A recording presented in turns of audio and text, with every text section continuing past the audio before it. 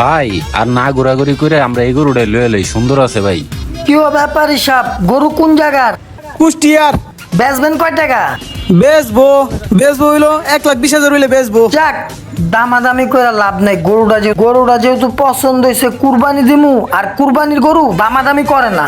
যাক, তাহলে গরুটা লয়ে যাই 1.5 লাখ দিয়ে। হ্যাঁ ভাই, এনে দামাদামি করে লাভ আছে? আপনার কি টাকা কম আছে নাকি? 1,20,000 খারাপ হইব না, ভালো হইব, লয়ে লন। এত অনেকটা ঠিক কথা কইছস নাই। যেহেতু আপনার পছন্দ হয়েছে তাহলে 1,20,000 টাকা দিয়ে দিলাম। লন শকর গরুটা আপনার দিয়ে দিলাম, কি আর করবো, লয়ে যান। কাকা, যদি কিছু মনে না করতেন তাহলে গরুটা একটু এই পর্যন্ত আজ্ঞা দিয়ে এলে ভালো হইতো কাকা। দেন দেন কাকা, দেন, এদিক দেন। ও তাহলে কিন্তু গরু কিনে হয়ে গেলাম কুরবানির। হ্যাঁ ভাই গরুটা মাশাআল্লাহ সুন্দর হয়েছে। তুই একবার ঠিক কইছিস, গরুটা আমার মন মতো হয়েছে। চল তাড়াতাড়ি চল, বাইর যাওন লাগবে। এটা একটা কাজ হইলো, মাইয়াটা কান্তাছে, কি করমু? ধর, ভালো লাগতেছে না। কোথায় যাইস তুই? কিরে পাপ্পু, দড়ি হাতে নিয়ে ঘুরতেছিস, কাহিনী কি? কই গেছিলি? আরে ভাইয়া আর কইও না, সকালবেলা গেছিলাম আডে, 1.5 লাখ টাকা দিয়ে একটা গরু কিনছি। গরুটা গ্যারেজে বাইন্দা উপরে যায় খালি গোসলটা কোস, নাইমা দেখি গরুটা স্টক করে মরে গেছে। বাচ্চাটা কান্তাছে, এই যে গরুটা মাত্র দাফন দিয়ে আসলাম। কি কইস পাপ্পু, সকালবেলা গরু কিনলি, বিকালবেলা স্টক করে মারা গেছে?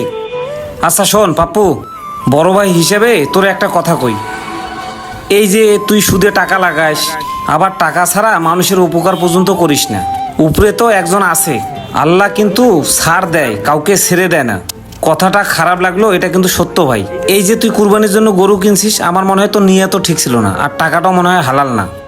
ঠিকই রানা ভাই, আপনি কথাটা খারাপ বলেন নাই। কথাটা শুনতে খারাপ হইলো, কথাটা এইটাই বাস্তবতা। সুদ খাওয়াটা খুব খারাপ। আর আমি যে আমার সকালবেলা গরুটা কিনছি, ওটা পুরাটাই সুদের টাকা ছিল। আর আমি বিষয়টা ওরকম ভাবে চিন্তা করে দেখি নাই। তো ভাই, আপনি আমার জন্য দোয়া করেন। আমি এক জায়গায় কিছু কাজ করছি, ওইখানে আমার কিছু টাকা আছে। ওই টাকা দিয়া আমি একটা খাসি হলো আল্লাহর নামে কুরবানি করে দিব। আর জীবনে সুদ খাবো না, নিজের শরীর খাটায়া টাকা আনবো। আর আমার জন্য দোয়া করবেন, আল্লাহ যাতে আমাকে ওই তৌফিকটা দান করে। হ্যাঁ পাপ্পু, তোমার কথাটা শুনে আমার কাছে খুব ভালো লাগলো ভাই।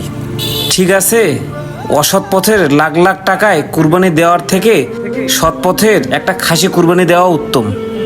তো ভাই, আল্লাহ তোমার মনের আশা পূর্ণ করুক। হ্যাঁ, ভালো থাকো ভাই, আর পারলে নামাজটা পড়িও ভাই। হ্যাঁ, আসি ভাই। হ্যাঁ, ভালো থাকো। হ্যাঁ, আল্লাহ হাফেজ। অসৎ পথে ইনকাম করে আপনি কোরবানি দিলে কখনোই আল্লাহর সন্তুষ্টি অর্জন করতে পারবেন না। তো আসুন আমরা সকলে অসৎ পথে টাকা ইনকাম করা বাদ দিয়ে সৎ পথে টাকা ইনকাম করি এবং আল্লাহর সন্তুষ্টির জন্য কোরবানি করি। আমাদের ভিডিওটি ভালো লাগলে সবাই লাইক কমেন্ট শেয়ার করবেন।